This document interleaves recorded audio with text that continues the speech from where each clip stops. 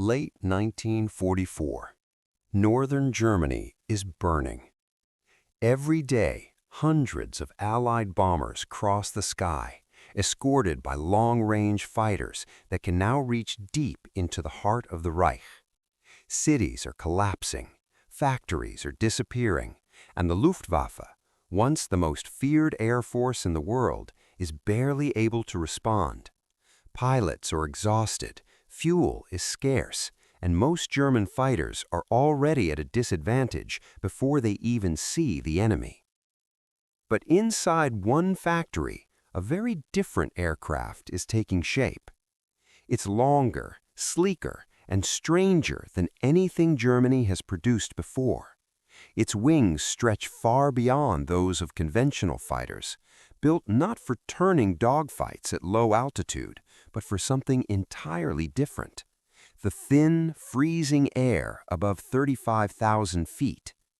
This machine is designed to fight where almost no piston-engine aircraft can survive. The man behind it is Kurt Tank, chief designer at Focke-Wulf. He is not building a miracle weapon, he's solving a problem, a very specific one.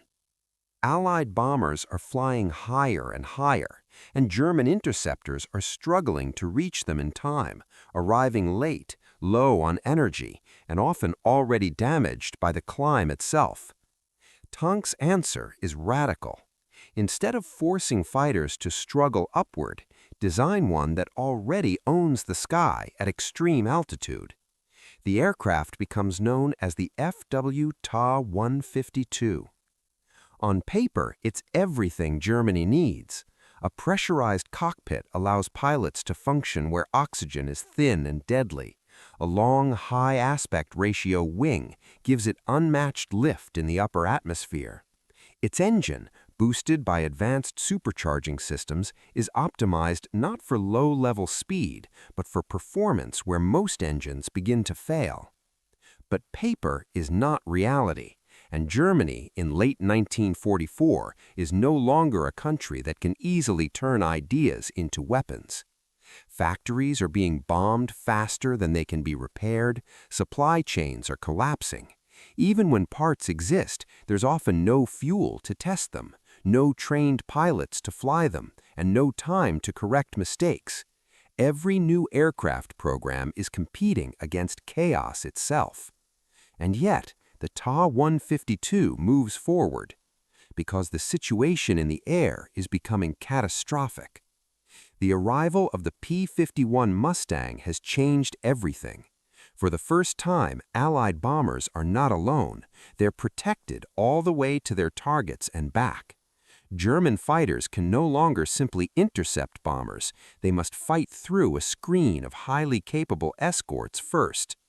And those escorts are waiting.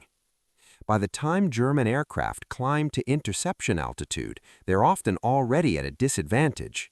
Engines overheated, fuel partially consumed, pilots fatigued. Meanwhile, the Mustangs are fresh, fast, and already in position. This is what Kurt Tank calls the altitude trap. It is not just about who has the better aircraft, it's about who arrives ready to fight.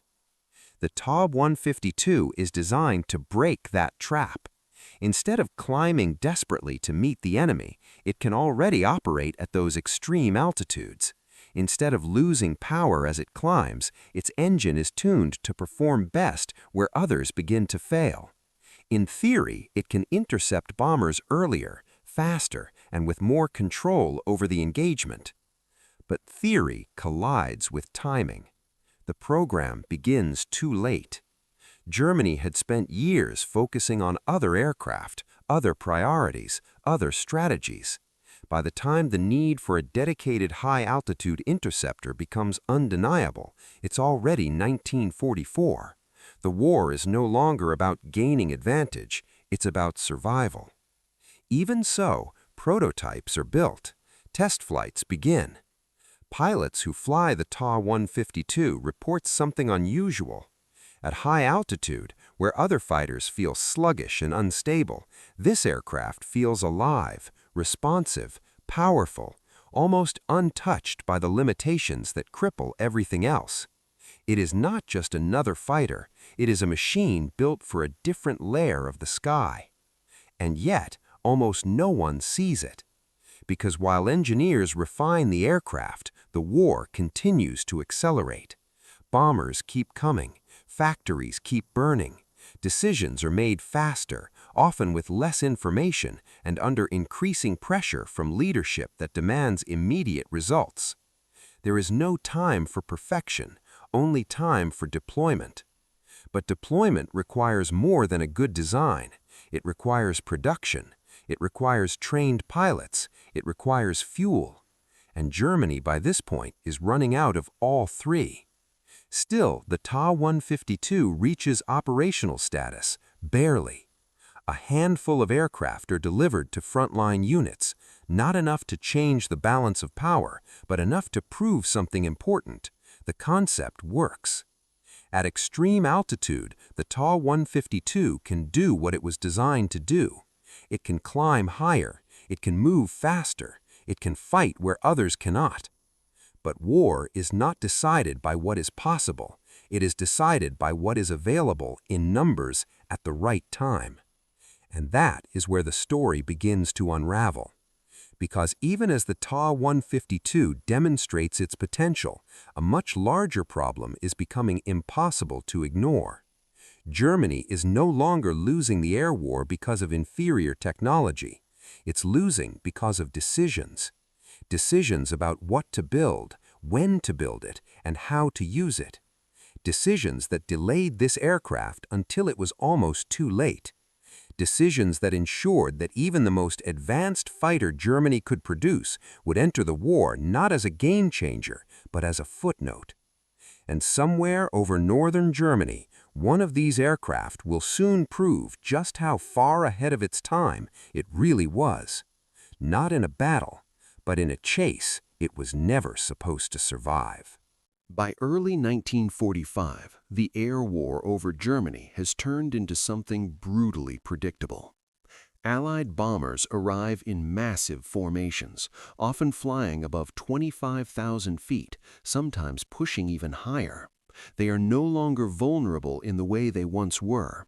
Around them, in wide, disciplined arcs, fly escort fighters, fast, well-armed, and fully in control of the engagement.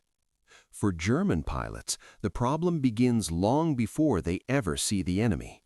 It begins on the ground. Engines start. Fuel is burned immediately, a resource that is now critically scarce. Pilots take off knowing that every minute in the air matters. Then comes the climb, a long, steep ascent into thinner and colder air, where engines begin to lose power and mechanical stress increases with every passing second. By the time they reach interception altitude, many aircraft are already compromised.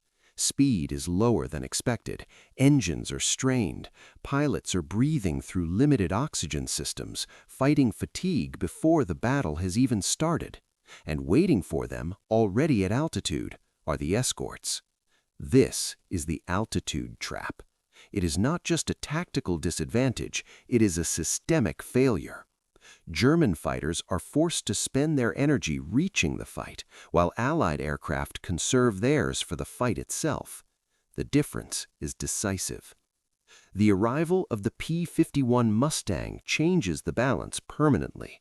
With its long range and high altitude performance, it allows Allied bombers to operate deep inside Germany with continuous protection. There are no gaps anymore, no safe moments for interception. Every climb becomes a gamble. And more often than not, German fighters lose before they can even engage. Engines at high altitude behave differently. As air becomes thinner, there is less oxygen available for combustion. Without proper compensation, power drops sharply. Climb rates decrease, acceleration becomes sluggish. In extreme cases, engines can fail entirely. To counter this, aircraft rely on superchargers, systems that force more air into the engine to maintain power. But not all superchargers are equal. Many German fighters in 1944 are still operating with systems that are optimized for lower altitudes or only partially effective at extreme heights. The result is predictable. The higher they climb, the weaker they become. But the TA-152 is built specifically to solve this problem. Its engine is not just powerful, it is configured for altitude. Equipped with advanced supercharging and supplementary systems designed to maintain performance in thin air, it can operate efficiently where others begin to fail. Combined with its long wings, which generate more lift in low-density air, it gains a critical advantage. At high altitude, it does not struggle. It thrives. There is also the cockpit. At extreme heights, oxygen deprivation becomes a serious threat. Pilots can lose consciousness without warning, reaction times slow, vision narrows, even basic tasks become difficult. The TA-152 addresses this with a pressurized cockpit, a rare feature in piston-engine fighters of the time. Instead of relying entirely on oxygen masks, the aircraft maintains a controlled internal environment, allowing the pilot to function more effectively for longer periods. It is a small detail, but it changes everything. Because at 35,000 feet and above, the battle is no longer just about machines, it is about human limits. And the TA-152 is designed to push those limits further than any German fighter before it. On January 20, 1945, one flight demonstrates just how far.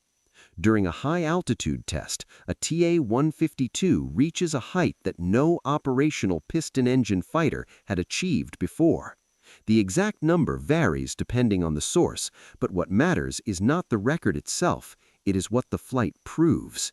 At altitudes where most aircraft would be struggling to maintain control, the TA-152 remains stable, responsive, and fully functional. It is not operating at the edge of its capabilities. It is operating within them. For engineers and test pilots, this is confirmation. The design works. The altitude trap, at least in theory, has been solved. A German fighter can now meet the bombers on equal terms, or even above them. But there is a problem.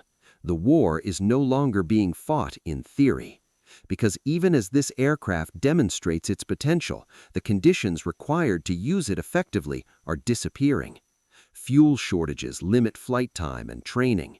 Pilots who might have mastered high-altitude combat are either inexperienced or already lost in earlier battles.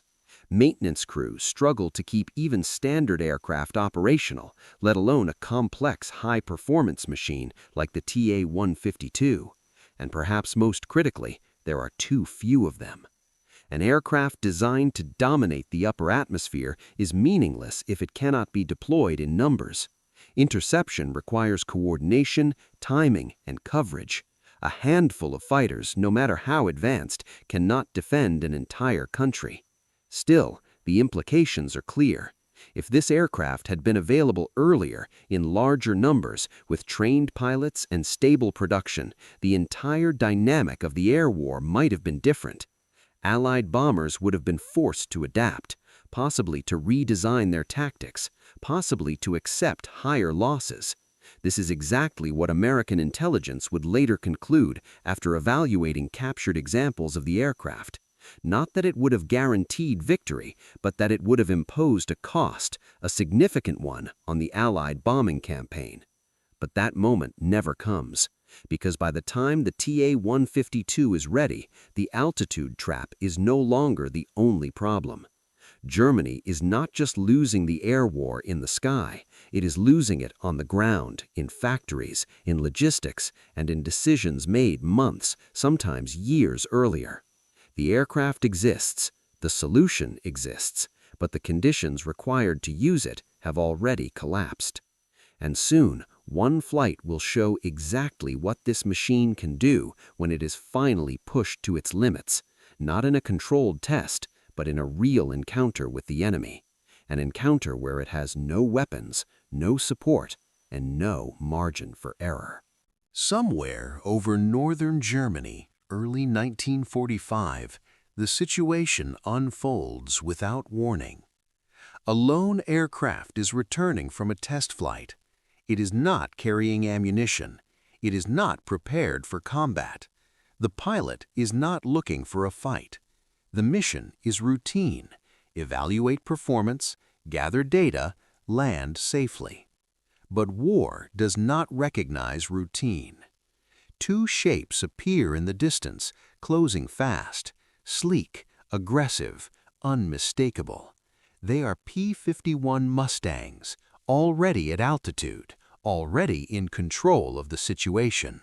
They have speed, they have position, and, most importantly, they have weapons. The pilot of the German aircraft understands the reality immediately. He cannot fight back. The aircraft he is flying is armed by design, but on this flight it carries nothing. No ammunition, no second chances.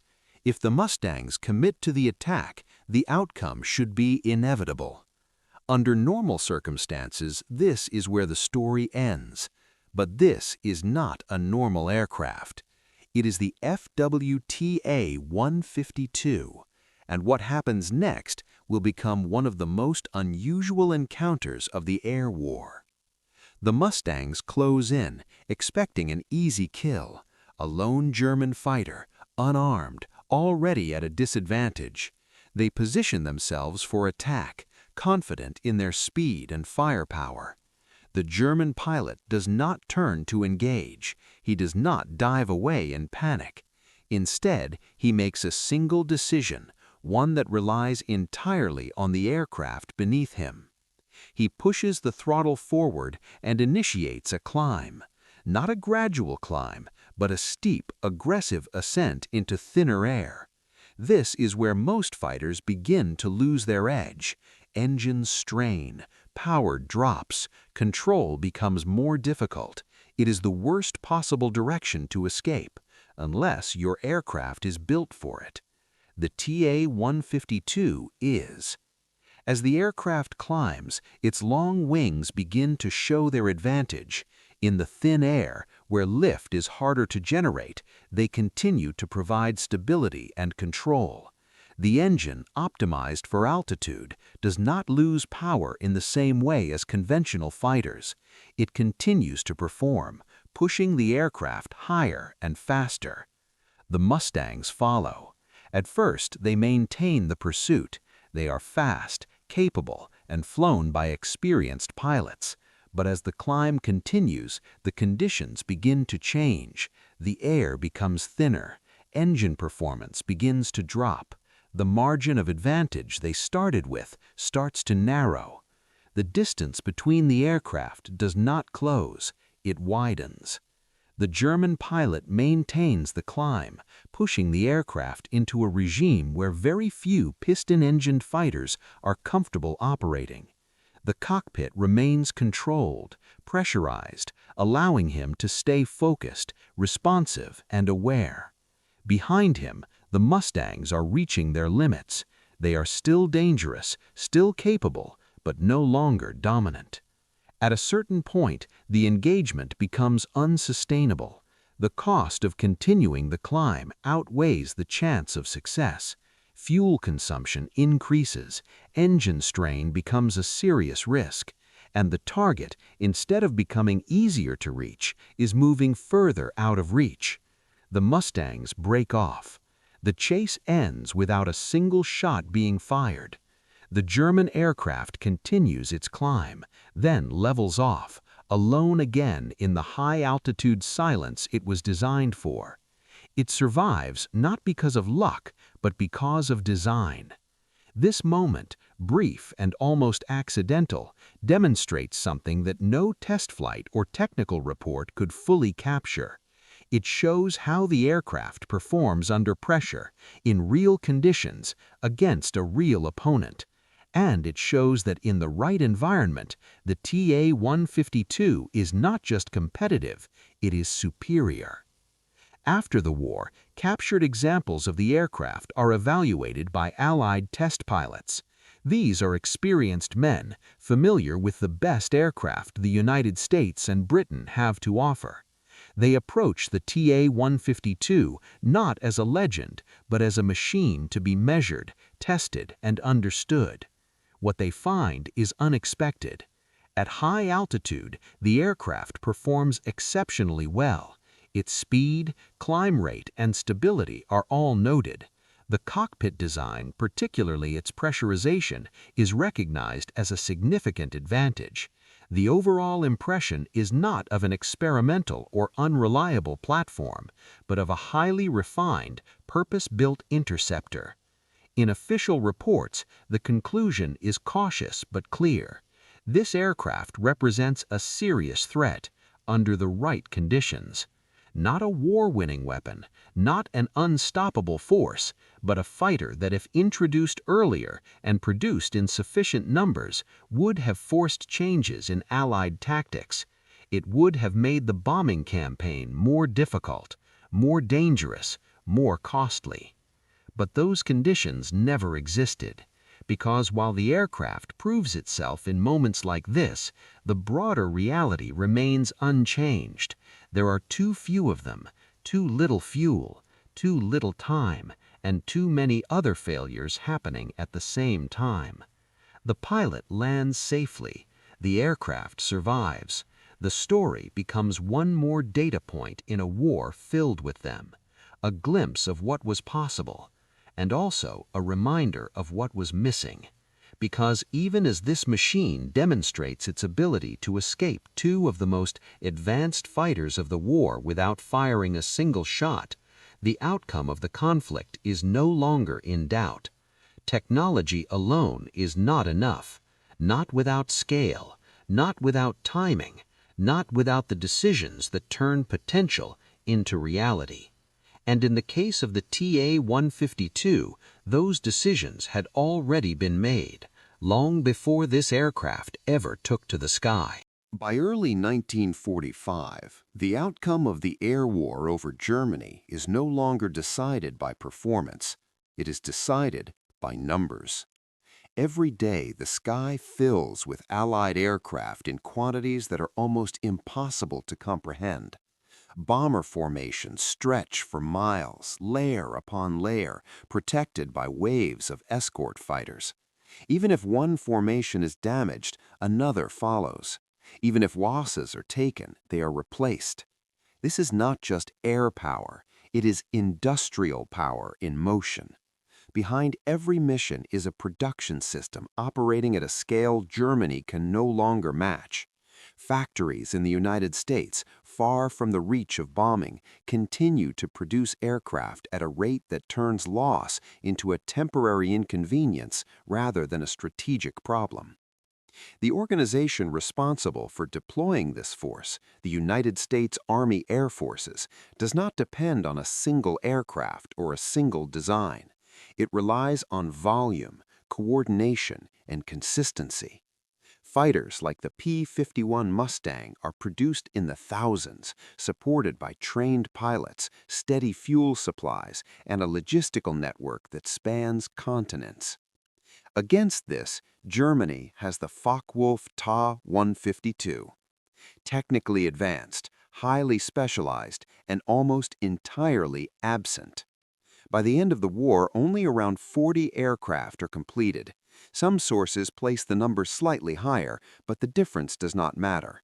Whether it is 40 or 50, the scale is the same, a few dozen.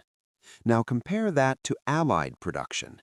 Tens of thousands of fighters, not just Mustangs, but multiple types, all capable, all available, all supported by an industrial system that is still expanding, even as the war enters its final phase. The imbalance is not just large, it is absolute. Even if every Ta 152 had been operational at the same time, even if every pilot had been fully trained, even if every aircraft had been perfectly maintained and fully fueled, they would still have been facing a force hundreds of times larger. This is the mathematics of defeat.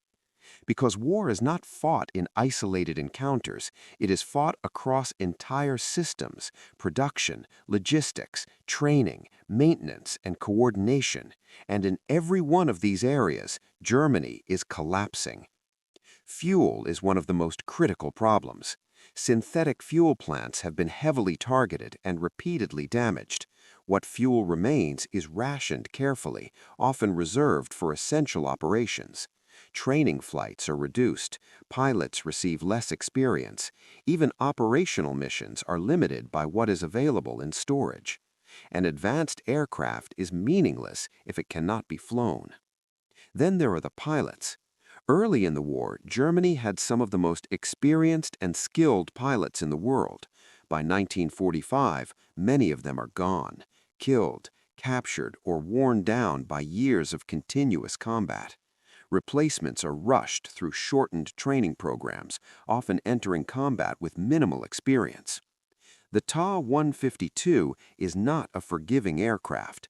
It is complex, high performance, and designed to operate at the edge of what is physically possible for a piston-engine fighter.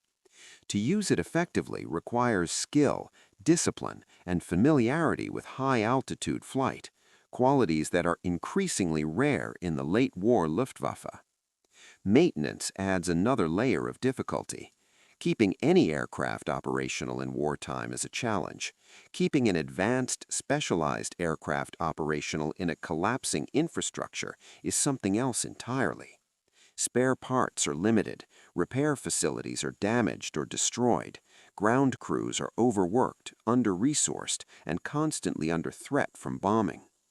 Every sortie becomes a risk, not just from the enemy, but from mechanical failure, incomplete maintenance, or simple lack of resources.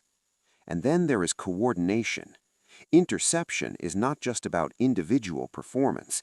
It requires timing, communication, and positioning. Aircraft must be in the right place, at the right altitude, at the right moment. Radar systems, command centers, and communication networks must all function together. By 1945, these systems are under constant pressure. Disruptions are common. Information is delayed or incomplete. Units are moved, reorganized, or destroyed faster than they can adapt. Even when an aircraft like the Ta-152 is available, integrating it into an effective defense becomes increasingly difficult. Despite all of this, the aircraft does see limited operational use. A small number are delivered to frontline units, including formations tasked with defending German airspace against Allied incursions. These pilots are aware that they are flying something different, something with capabilities that exceeds what they are used to. But they are also aware of their situation. They are outnumbered, outsupported, and running out of time. In one of the early combat deployments, confusion highlights just how fragile the situation has become. German anti-aircraft units, unfamiliar with the silhouette of the new aircraft, mistake it for an enemy fighter. The result is friendly fire, a reminder that even within Germany's own defenses, coordination is breaking down. It is a small incident, but it reflects a larger truth. An advanced weapon cannot function effectively in a system that is no longer functioning itself. Meanwhile, the Allied bombing campaign continues. Day after day, targets are struck, infrastructure is damaged further, production declines even more. Each raid makes the next one easier to carry out, reducing resistance and increasing pressure on what remains of Germany's industrial capacity. The Ta-152, for all its performance, cannot change this. It can intercept individual formations, it can challenge specific aircraft, it can win isolated engagements, but it cannot stop the system behind them. Because for every German fighter that takes off, there are dozens of Allied aircraft already in the air. For every loss the Allies take, replacements are already on the way. For every mission flown, another is being planned. This is not a battle of machines, it is a battle of capacity. And in that battle, the outcome is already determined.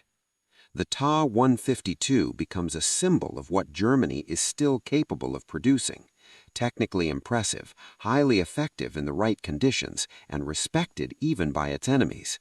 But it also becomes a symbol of something else. A gap between potential and reality, between what could have been built and what was actually delivered, between an idea that arrived too late and a war that moved too fast.